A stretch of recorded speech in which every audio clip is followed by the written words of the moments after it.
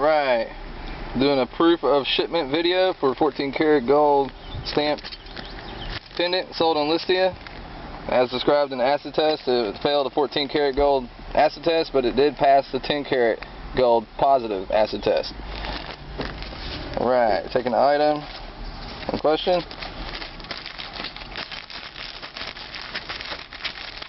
Clearly wrapping it in bubble wrap. Placing it in white box.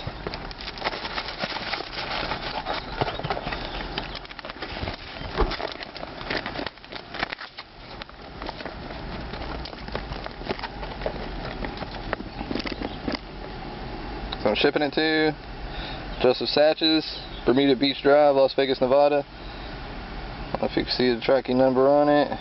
It's there. Coming from Crush Fresh. Alright.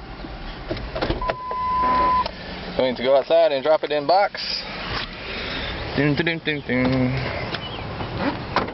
Dun, dun, dun, dun, dun, dun. Alright, blew my box.